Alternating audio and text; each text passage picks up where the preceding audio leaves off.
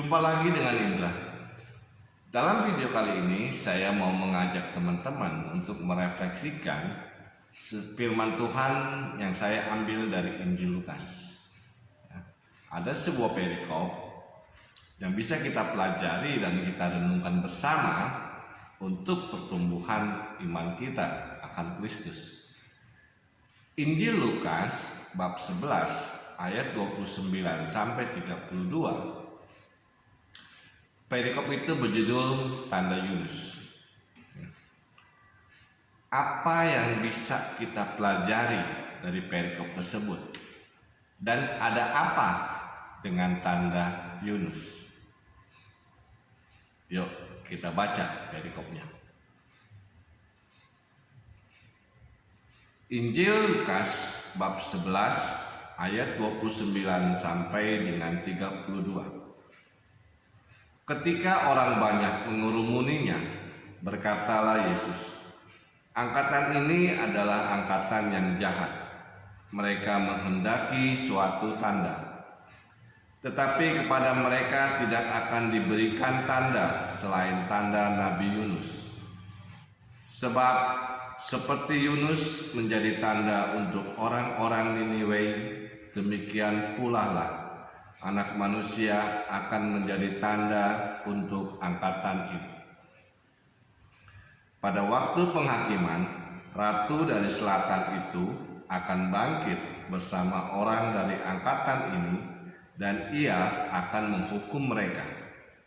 Sebab ratu itu datang dari ujung bumi untuk mendengarkan hikmat Salomo, dan sesungguhnya yang ada di sini lebih daripada Salomo. Pada waktu penghakiman, orang-orang Niniwe akan bangkit bersama angkatan ini, dan mereka akan menghukumnya. Sebab orang-orang Niniwe itu bertobat waktu mereka mendengarkan pemberitaan Yunus, dan sesungguhnya yang ada di sini lebih daripada Yunus. Demikianlah Injil Tuhan. Terpujilah Kristus. Teman-teman yang terkasih, perikop ini diawali ketika orang banyak mengurumuninya, ya, dalam arti mengurumuni Yesus saat itu. Dan disitulah Yesus berkata, angkatan ini adalah angkatan yang jahat. Mereka menghendaki suatu tanda. Kita bisa merefleksikan, kenapa Yesus berkata seperti itu? Ya. Lalu, kenapa mereka juga menginginkan suatu tanda? Tanda seperti apa? Kalau kita baca ayat di atasnya, dalam ayat 16, di situ dituliskan, ada pula yang meminta suatu tanda dari surga kepadanya untuk mencobai dia. Nah, ini mungkin respon Yesus atau kritikan Yesus tentang orang-orang yang saat itu melihat, ya, karya Yesus. Jadi mereka ingin supaya lebih percaya lagi untuk meminta tanda dari Yesus. Ya. Jadi, tapi mereka ini kan tujuannya hanya untuk mencobai Yesus. Ya.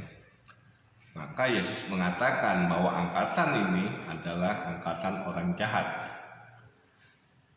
Maka kepada mereka dikatakan mereka tidak akan diberikan suatu tanda selain tanda dari Yunus.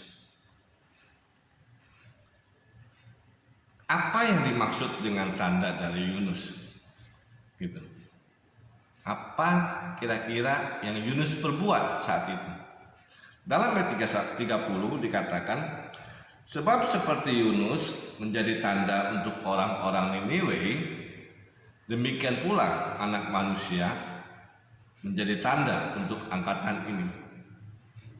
Jadi jelas di sini mau dikatakan bahwa Nabi Yunus menjadi orang tanda-tanda orang-orang Niniwe.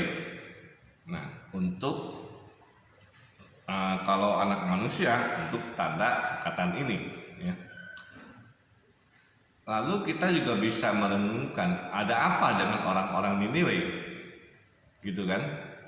Kenapa harus memakai tanda Yunus?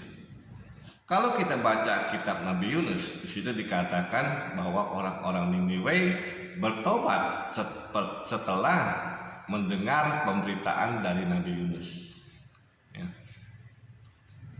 Niniwe kota besar, di situ penduduknya boleh dikatakan mayoritas berbuat jahat, ya, dari tingkat bawah sampai tingkat raja. Nah, setelah pemberitaan dari Nabi Yunus, mereka akhirnya bertobat. Jadi, untuk lebih mengetahui tentang orang-orang Niniwe, teman-teman bisa baca kitab Nabi Yunus. Nah, dalam ayat selanjutnya, ayat 31 dan 32, kembali Yesus ingin menegaskan, nanti pada waktu penghakiman, Ratu dari Selatan, di sini dikatakan Ratu dari Selatan itu akan bangkit bersama orang dari angkatan ini. Di sini Yesus mengambil contoh tentang ratu dari ujung bumi datang ke Yerusalem hanya untuk mendengarkan hikmat Raja Salomo. Padahal di sini lebih daripada Salomo. Itu yang maksud Yesus. Dan juga ayat 32 itu dikatakan orang-orang Niniwe itu juga akan bangkit bersama angkatan ini dan mereka akan menghukum mereka. Ya, maksudnya menghukum angkatan itu. Kenapa? Karena orang-orang Niniwe juga bertobat setelah pemberitaan dari Nabi Yunus.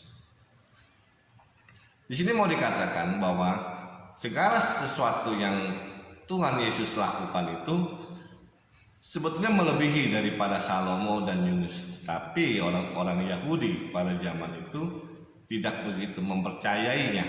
Ya. Mereka ingin minta bukti lagi, padahal Yesus sudah memberikan bukti. Ya, di mana dalam karya Yesus sudah menyembuhkan orang buta, orang lumpuh, dan memberi makan 5.000 orang, tapi mereka tetap tidak mau percaya. Nah, teman-teman yang terkasih, dari perumpamaan ini apa yang bisa kita petik? Yang bisa kita petik adalah pertobatan. Ya. Dimana seperti kita belajar dari orang-orang Niniwe yang mereka bertobat karena mendengarkan berita Yunus, tetapi di sini lebih daripada Yunus.